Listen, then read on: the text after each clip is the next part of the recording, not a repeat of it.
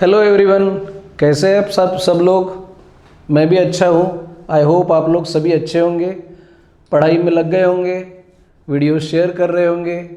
और English subject की अगर मैं बात करूँ तो इंग्लिश सब्जेक्ट के लिए मैंने यहाँ पे सारे वीडियोस बनाने की जो कोशिश आपके लिए की है, उसमें और एक वीडियो मैं आप लोगों के आगे लेके आया हूँ। और जिस तरीके से मेरे प्रीवियस लेक्चर्स शुरू है उसमें आगे पीछे थोड़ी सी पोएम्स है, लेकिन it's okay, according to the level of importance मुझे जो लगा मैंने उन लोगों को आपको पेश की। उसी एक सीरीज़ में 2.5 फादर रिटर्निंग होम बहुत अच्छी पोएम है दोस्तों, और बहुत खूबसूरत एक पोएट है, मराठी पोएट दिलीप चित्रे साहब, इनकी ये पोएम है। और बाइलिंगुअल पोएट है ये, मराठी में भी इनका बहुत काम है। साहित्य अकेडमी अवार्ड इन लोगों को मिल चुका है, इनको मिल चुका है। और इंग्लिश में भी बहुत ग्रेट वर्क है, ट्रांसलेटर भी है ये। तो एक बहुत बड़ी एक ख्यातनाम पर्सनालिटी की पोएम मैं लेके आया हूँ। और विदाउट मेकिंग एनी हिकअप्स हम ये पोएम शुरू करेंगे और देखते हैं इसको किस तरीके से हम हैंडल करेंगे। फिर एक बार जो पोएम आप लोगों को दी है, it relates to young generation. Young generation और ओल्ड जनरेशन मतलब प्रीवियस जनरेशन, आपके माँ बाप। ऑब्वियसली अगर मैं हूँ तो मेरे माँ बाप, आप है तो आपके माँ बाप। जो प्रीवियस जनरेशन है उनके साथ हमारा बढ़ता हुआ एक जनरेशन गैप, एक कॉन्वर्सेशनल गैप, समझदारी का गैप, ये जो गैप है इसके बारे में। और सबसे conflicted personality Indian family values में और कल्चर में भी हम बोलेंगे कि जिसको सबसे ज़्यादा कम आंका जाता है वो एक इमेज है, वो है फादर। फादर वो चीज़ है कि जो सहारा तो देता है छप्पर की तरह, लेकिन जब उस पर बारिश की आवाज़ होती है तो ये बहुत आवाज़ कर रहा है, ये बोला जाता। और जब धूप आती है तो उसकी तपिश से गर्मी हो रही, ये भी कहा जाता। लेकिन कोई ये नहीं सोचता कि उस चादर के नीचे, उस छप्पर के नीचे ही हमको सहारा मिला हुआ है। तो वो सब कुछ सहने वाला फादर होता है, ये मेरा मानना है। ठीक है, बिल्कुल उसी तर्ज पे ये पोएम है, बहुत सुंदर पोएम है दोस्तों। जब आप देखेंगे, और मैंने कहीं पढ़ा भी था एक चीज़, छोटी सी बात है, मैं ये नहीं कह रहा कि यहाँ पे मदर और फादर के कंट्रीब्यूशन में जब परवरिश होती है, जब तो पेरेंटल रिस्पॉन्सिबिलिटी में एक कम और एक ज़्यादा है, ऐसा इसमें कोई रोल नहीं है। लेकिन most of the time mother पे बहुत सारी पोएम लिखी गई है, मदर, और बहुत सारा एक कंट्रीब्यूशन मदर के रिलेटेड है। लेकिन फादर एक ऐसा फिगर है जिसके बारे में कम लिखा गया, कम आंका गया, कम बोला गया।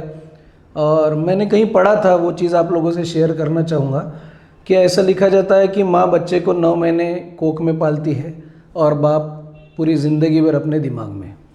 तो बहुत अच्छी लाइन है, क्योंकि भले ही वो दिखाता ना हो, एक्सप्रेस ना करता हो, और अपनी फीलिंग्स प्योरली नहीं करता, और अपने सैक्रिफाइसेस के बावजूद वो एक निगलेक्टेड पर्सन होता है उसकी खुद की फैमिली में। ये आप इमेजिन करना, ठीक है। तो बस यही एक चीज़ यहाँ लेकर मुंबई का बैकग्राउंड है, मुंबई का बैकग्राउंड होने के बाद लोकल ट्रेन का बैकग्राउंड है। हम यहाँ देखेंगे भी थोड़ा सा इमेजरी, एक फ़ोटोग्राफ है, एक पिक्चर है, उसके द्वारा आप समझ में आ जाएगा कि लोकल ट्रेन से सफ़र करने वाला इंडियन फादर किस तरीके से अपनी सारी सिचुएशन हैंडल करते हुए जाता है। और कुछ जो इसमें के लाइन्स है वो ये भी बताती है कि it is a monsoon time, वो मानसून टाइम है। और मुंबई का जो मानसून है और वहाँ की लाइफ लाइन मतलब लोकल ट्रेन से सफ़र करने वाला आदमी, मानसून का टाइमिंग, हताश, परेशान और घर की याद, इन सब चीज़ों में उलझा हुआ एक आदमी अपने घर वापस जा रहा है। और बिल्कुल एप्ट पोएम का नाम है फादर रिटर्निंग होम, एक वापस घर जाता हुआ फादर, बाप। My father travels on the late evening train. My father से शुरू किया है, मतलब ऑब्वियसली ये जो नरेटर है, जो स्पीकर है, हम ये मान के चलेंगे कि उसके सन ने लिखी हुई ये पोएम है।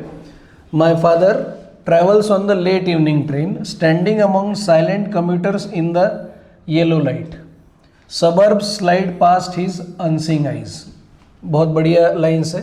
My father travels on the late evening train. Late evening train, जो देर रात की जो ट्रेन होती है, उसमें मेरे फादर लौट रहे हैं, घर लौट रहे हैं, और standing among silent commuters in the yellow light. और जिस तरीके से बाकी कम्यूटर्स होते हैं, कम्यूटर्स मतलब रोज़ आना जाना करने वाले जो ट्रैवलर्स होते हैं, मुंबई के लोकल ट्रेन में आप लोगों को दिखेगा कि बहुत खचाखच भीड़ होती है और बैठने के लिए जगह नहीं होती, तो स्टैंडिंग, और वो वहाँ से खड़े खड़ी yellow light represent that local train.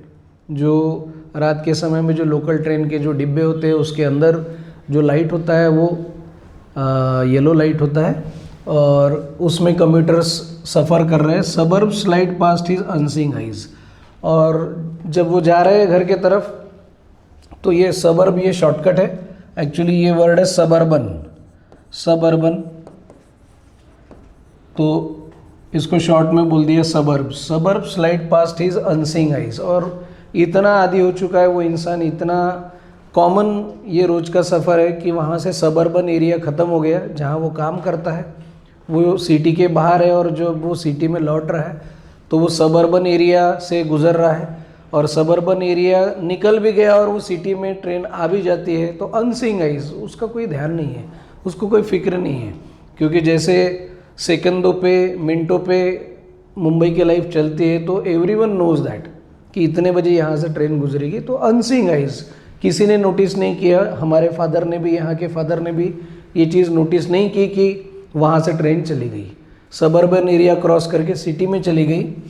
तो जितने साइलेंट कम्यूटर्स हैं, सभी साइलेंट है, कोई बात नहीं कर रहा। ये भी एक बात ध्यान रखना, वहाँ भी एलिनेशन का प्रॉब्लम है, एक दूसरे के साथ बात न करना, एक दूसरे के साथ शेयर न करना, क्वाइटली चुपचाप बिना किसी दिक्कत के अपना काम करते जाओ और आना जाना करते जाओ। Silent commuters in the yellow light suburbs light past his unseeing eyes. और वहाँ से सबर्बन एरिया क्रॉस हो गया, ध्यान भी नहीं दिया, अननोटिसिंगली आगे चले गए। He shirts and pants are soggy, he shirt and pants are soggy and his black raincoat stain with mud and his bag stuff with books is falling apart.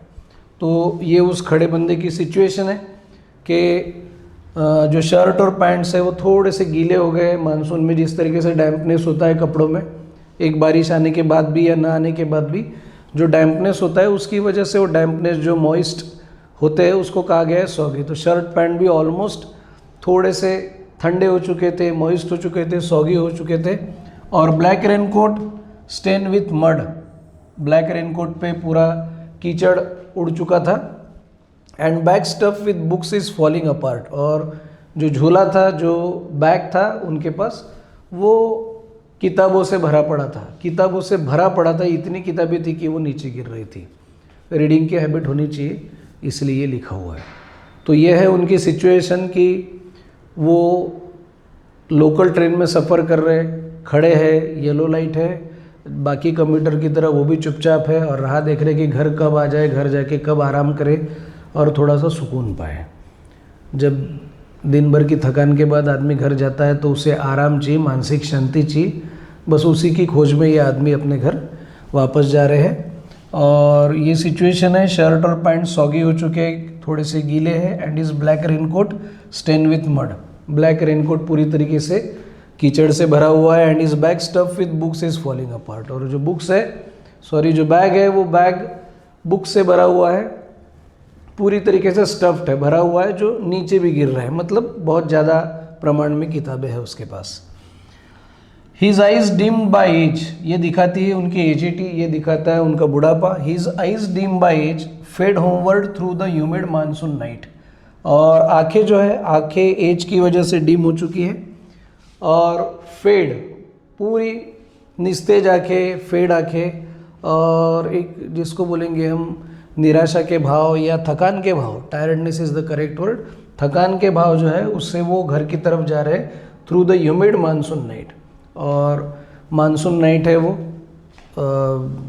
मतलब ऑब्वियसली बरसात के दिन है, और ह्यूमिड वहाँ का जो वातावरण है मुंबई का वैसा रहता है। तो ह्यूमिड मानसून नाइट में जो एजिटी की वजह से या बूढ़े एज की वजह से जो उनकी आंखें एकदम निरभ्र हो चुकी है, या हम बोलेंगे कि शांत हो चुकी है, या बोलेंगे कि जिसमें कोई तेज नहीं है, उस तरीके से वो घर जा रहे हैं और वातावरण कैसा है, ह्यूमिड मानसून नाइट का है।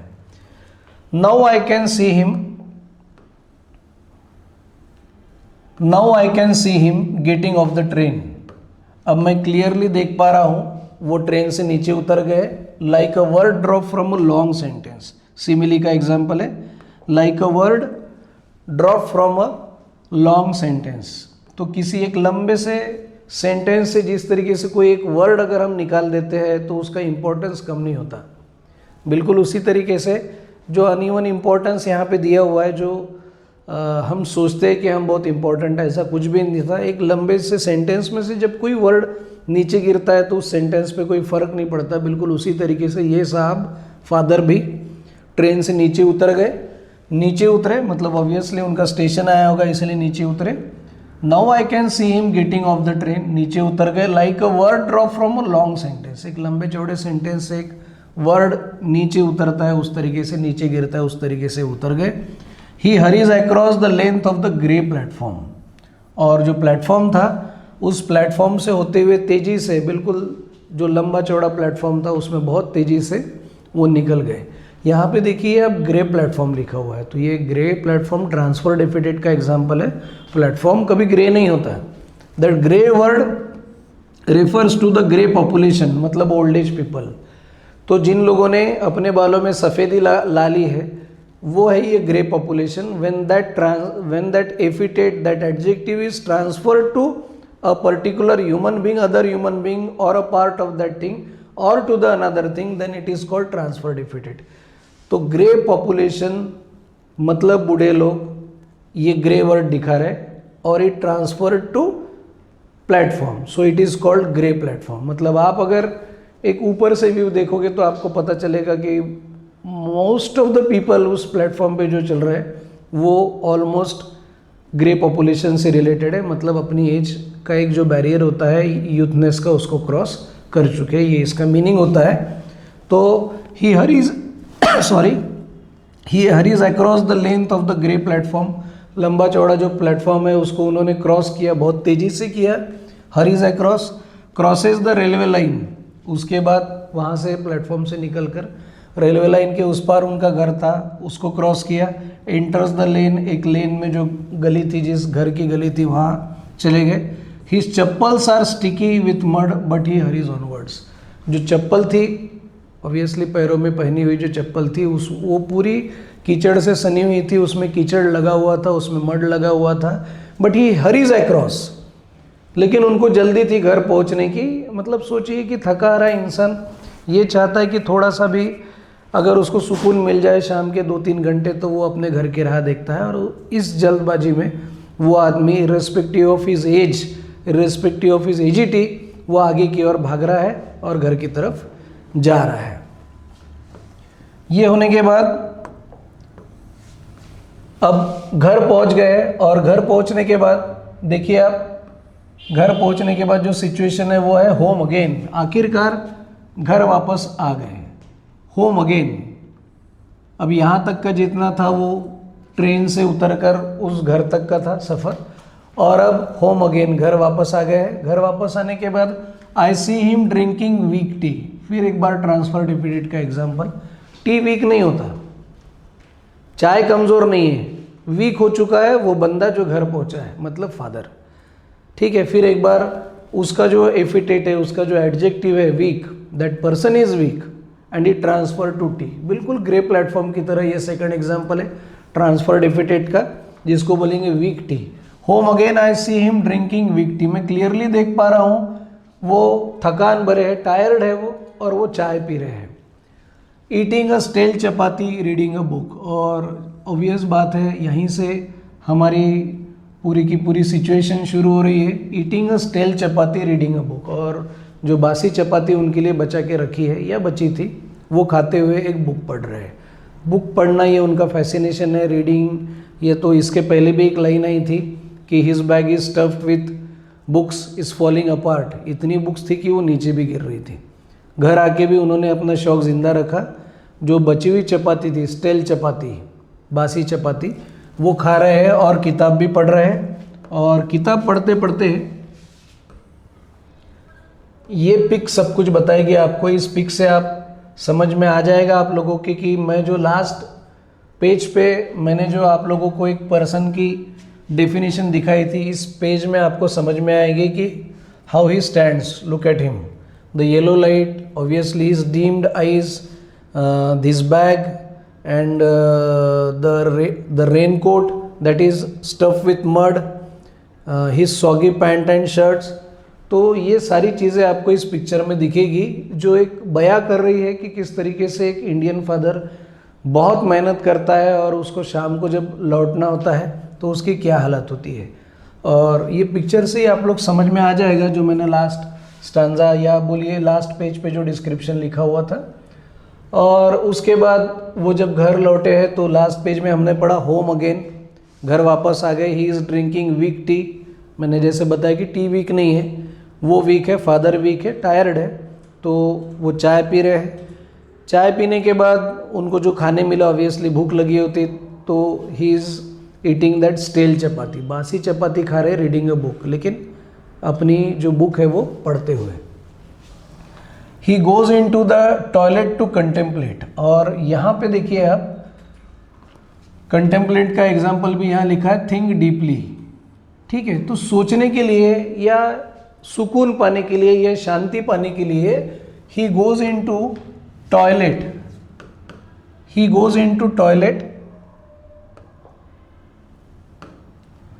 ही goes into toilet to contemplate. और सोचने के लिए, समझने के लिए, सुकून के लिए, शांति के लिए उनको कहाँ जाना पड़ रहा है उस घर में?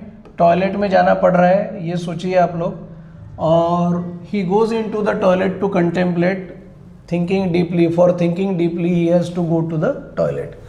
Man's estrangement from a man-made world, तो हमको ये समझ में आना चाहिए कि इस भरी दुनिया में जो इंसान ने इंसान के लिए बनाई है, सारी लग्जरीज उसके लिए है, सारे कंफर्ट्स उसके लिए है, लेकिन एक आदमी पूरी दुनिया से छूट गया है। एस्ट्रेंजमेंट, एलिनेशन, इतना वो अकेला हो चुका है कि उसको आराम से सोचने के लिए, उसके पास आराम से सोचने के लिए उसको टॉयलेट जाना पड़ रहा है, उसके पास कुछ शेयर करने के लिए कोई नहीं है। उसके घर में ऑब्वियसली मेंबर्स होंगे, हिज वाइफ, हिज चिल्ड्रन, कोई अवेलेबल नहीं है, सब बिजी है। और आप लोग समझ रहे होंगे मैं किस तरीके की बिजनेस की बात कर रहा हूँ कि घर में आने के बाद आज की ये तारीख में मोबाइल ने जिस तरीके से कहर कर रखा है, तो उसमें हम और अलाइन हो चुके हैं। तो it's all about alienation, man's estrangement from a man made world. इस दुनिया में इंसान नहीं, इंसान के लिए सारे कंफर्ट्स कर रखे, लेकिन फिर भी वो अकेला छूट गया। Coming out he trembles at the sink, उसका बुढ़ापा फिर एक बार इस लाइन से दिखा रहा है कि when he comes out of that toilet, toilet में फ्रेश होके जब वो वापस आए तो ही ट्रेम्बल्स एट द सिंक। ठंडा पानी जो था, मानसून का टाइमिंग है, ठंडे पानी की वजह से ही trembles at the sink, sink के पास वो ट्रेम्बल कर रहा है, थरथर कर रहा है, थरथरा रहे हैं। The cold water running over is brown hands, और जो हाथ पूरी ताकत लगाकर मेहनत करके ब्राउन हो चुके हैं, वो ब्राउन हैंड्स पे जब ठंडा पानी पड़ गया तो वो थरथरा रहा है। और जिस तरीके से उस ठंडे पानी की वजह से उनको कंफर्टेबल महसूस नहीं हो रहा है, इसलिए वो थरथरा रहे हैं। A few droplets cling to the greying hair on his wrist, फिर एक बार ग्रेइंग हेयर का उल्लेख है। और आप लोग देखिए कि एक एजेड पर्सन जो होता है उसके हाथ पे जो बाल रहते हैं तो वो भी ग्रे हो चुके हैं, तो ये दिखाता है कि उनकी एज अच्छी खासी होगी, ऑब्वियसली 55 प्लस होनी चाहिए। ठीक है, तो ये a few droplets cling to the greying hair on his wrist, और रिस्ट के ऊपर जो बाल रहते हैं उन बालों के टोक पे छोटी छोटी बूंदे भी रहते हैं पानी की, जो हाथ तक भी नहीं पहुंच पाती, जो ब्राउन हैंड को भी पूरी तरीके से धुलाती नहीं है। तो वो जो ड्रॉपलेट्स होती है, वो ड्रॉपलेट्स बताकर पोएट ये बताना चाह रहा है कि अब वो पूरी तरीके से बूढ़ा हो चुका है। ग्रेइंग हेयर पहले प्लेटफॉर्म के वक्त सर पे ग्रेइंग हेयर्स, और ऑब्वियसली अब यहाँ पे रिस्ट पे। तो ये जो सारी चीज़ें ये दिखा रहे हैं कि वो बूढ़ा इंसान हो चुका है, बहुत ज़्यादा अभी सक्षम नहीं है काम करने में, हार्ड वर्किंग करने में। Still he is working for his children, for his family, और इस दशा में उसको किसी तरीके से कोई भी हेल्प नहीं मिल रही है। ये भी नहीं कि घर में आके सुकून पा जाए, बच्चे बात करे या वाइफ बात करे, ये सब सिचुएशन से वो मुक्त हो चुका है। Few droplets cling to the greying hair on his wrist, His sullen children have often refused to share jokes and secrets with him. और उसके sullen children, बैड टेम्पर्ड, खराब, तो उसके जो sullen children है, बैड टेम्पर्ड बच्चे, गुस्सेल बच्चे, या जिनको अदब नहीं, जिनमें वो कल्चर नहीं कि आने के बाद फादर से बात करनी चाहिए, उनको थोड़ा सा पानी चाय पूछना चाहिए, सब अब अपने कामों में बिजी है, किसी को कोई मतलब नहीं, वो बात भी नहीं कर रहे, उनके फादर के साथ बात भी नहीं कर रहे, जोक्स और बाकी सीक्रेट शेयर करने की तो छोड़ ही दो। तो ये जनरेशन गैप है दोस्तों, ये जनरेशन गैप हर घर में अलग अलग वजह से दिख पड़ती है। मैंने पोएम की शुरुआत में ही बोला कि फादर वो घर का छप्पर है जो आवाज़ करता है तब गालियाँ पड़ती है, जब गर्म होता है तब उसको भला बुरा कहा जाता है, लेकिन कोई फैमिली मेम्बर ये नहीं सोचता कि वो सहारा है, वो आसरा है, इसलिए वो उसके तले सेफ है। ये कभी नहीं सोच पाता वो। बस यही देखिए आप यहाँ पे, अगर उसकी वाइफ अगर केयरिंग है तो एक स्टेल चपाती वो क्यों खा रहा है। यहाँ वाइफ का कई एग्जाम्पल नहीं है, लेकिन इट इज़ अंडरस्टूड हियर कि अगर वो स्टेल चपाती खा रहा है, इसका मतलब उसकी वाइफ जो है वो भी उसका केयर नहीं कर पा रही है। और बच्चों के बारे में तो क्लियर लिखा है, his sullen children have often refuse to share jokes and secrets with him. Jokes और सीक्रेट्स शेयर करने से मना कर दिया, मतलब ध्यान ही नहीं दिए, सब अपने काम में है। जब ये पोएम लिखी थी तब शायद मोबाइल का उतना इम्प्लीकेशन ना हो, उतना ज़्यादा प्रभाव ना हो, लेकिन आज अगर आप एक भरे हॉल में भी अगर आप 50 लोगों को देखते हो तो 50 में से आपको 40 लोग मोबाइल पे ही दिखेंगे, कोई किसी से बात करने के लिए खाली नहीं है। ये एलिनेशन की प्रोसेस है दोस्तों, ये एलिनेशन की प्रोसेस से अगर इंसान नहीं निकलेगा तो वो कहीं जाके ख़त्म हो जाएगा और बहुत प्रॉब्लम्स आएंगी, डिप्रेशन भी आता है इन सब चीज़ों से, क्योंकि सोशल एनिमल है, उसका सोशल रहना बहुत ज़रूरी है। और नियरेस्ट डियरेस्ट जो होते हैं वो अगर अलग हो गए, जैसे इस केस में है कि फादर इज़ वेटिंग, वो राह देख रहा है कि बच्चे बात करें, बीवी बात करे, लेकिन कोई वहाँ उसके साथ कुछ भी शेयर करने तैयार नहीं है, और he will now go to sleep. अब उसके पास कोई चारा नहीं बचा तो वो सोने जा रहा है।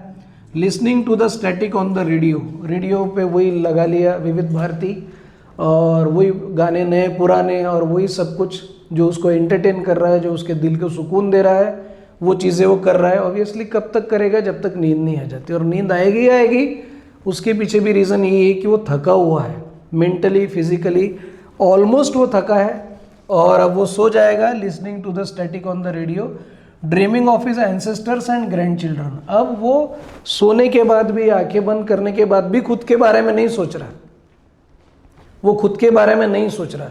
He is happy with the past thoughts, ancestors, पिछली जो अच्छी यादें हैं जो उसने माँ बाप के साथ या ओल्ड जनरेशन में गुजारी होगी, वो याद कर करके वो खुश है, वो सोच रहा है। And grandchildren, and grandchildren refers to his future. Present में आज उसकी जो हालत है वो उसको इम्प्रूव नहीं करनी है। He is not ambitious enough to have something different, and still आप देखिए he is thinking about his ancestors and grandchildren. तो वो पास्ट के बारे में सोच रहा, वो फ्यूचर के बारे में सोच रहा, but he is not thinking about his present life. मतलब बाप वो चीज़ है, फादर वो चीज़ है कि जो कितना भी कोशिश करो वो अपने बारे में सोचता ही नहीं है। उसका सारा का सारा दिमाग उसके बच्चे, उसकी आने वाली पीढ़ी और जो पास्ट उसकी अच्छी मेमोरीज है उसके बारे में ही वो सोच रहा है। और गाने सुनते सुनते अब उसको नींद भी आ रही है, नींद आने के बाद उसके सपने में भी, उसके सबकॉन्शियस माइंड में भी यही चीज़ें चल रही कि उसका फ्यूचर बच्चों का किस तरीके से ब्राइट करे। और जो पास्ट मेमोरीज है, ancestor refers to his past memories, grandchildren refers to his future, and he is just thinking about all those things. खुद के बारे में आज भी वो फादर सोच नहीं रहा। Thinking of nomads entering a सब कॉन्टिनेंट थ्रू अ नैरो पास, ये एक लाइन ऐसी है जो थोड़ा सा विचलित करती है। नोमैड्स का मतलब होता है भटके आदिवासी जमात के लोग जिनका खुद का घर नहीं होता, जो खुद किसी एक घर में नहीं रहते, वो नोमैड्स जो भटकते रहते हैं। तो ये जो भूली भटकी जो यादें हैं, ये यादों के बारे में बस सोचने की देरी है, सोचने की देरी है। A narrow pass, a narrow पास मतलब उसका माइंड, इतने से माइंड में बस सोचने की देरी है। और ये जो नोमैड्स है, ये जो आदिवासी है, मतलब जो उसकी पुरानी यादें है, एंटरिंग अ सब कॉन्टिनेंट, और अपने आप उसके दिमाग में वो सारी पुरानी यादें आ जाती है और वो पुरानी यादें और आने वाला जो भविष्य है बच्चों का और ग्रैंड चिल्ड्रन का, बस वो उसी के बारे में सोच रहा है। दोस्तों, ये है टिपिकल इंडियन फादर, और जिसको इतना खूबसूरती से दिलीप चित्रे साहब ने उतारा है। एक छोटी सी पोएम में, बहुत ज़्यादा वर्ड्स नहीं है, फिगर ऑफ स्पीच भी बहुत सिंपल है। ट्रांसफर डेफिनेट के तो मैं एग्जांपल बता चुका, बहुत सुंदर ट्रांसफर डेफिनेट का एग्जांपल है। एक ग्रे प्लेटफॉर्म और दूसरा वीक टी, ये ट्रांसफर डेफिनेट के एग्जांपल है। सिमिली है, मेटाफर है, और सिमिली मेटाफर एकदम बेसिक वर्जन्स में है, तो कोई प्रॉब्लम नहीं आएगा। आई होप आप लोगों को ये पोएम समझ में आई होगी। और जिस तरीके से ये जनरेशन गैप फादर और उसकी नेक्स्ट जनरेशन में बढ़ते जा रहा है, यंग जनरेशन के लिए एक सबक है कि वो इस पोएम को पढ़कर कुछ सीखे और इसको अमल में लाए, ताकि वो जो जनरेशन गैप है वो कम की जाए और उसको पाटा जाए। थैंक यू सो मच, बहुत बहुत धन्यवाद। अगर आप लोगों को ये वीडियो पसंद आया होगा तो लाइक करें, सब्सक्राइब करें और ज़्यादा से ज़्यादा शेयर करें, ताकि बहुत बच्चों का भला हो सके, बोर्ड एग्ज़ाम में सुपर स्ट्रॉन्ग मार्क्स मिला सके। तो मैं फिर एक नया लेक्चर लेके आपके साथ मिलूँगा अगली बार। तब तक के लिए बहुत बहुत धन्यवाद। नमस्कार।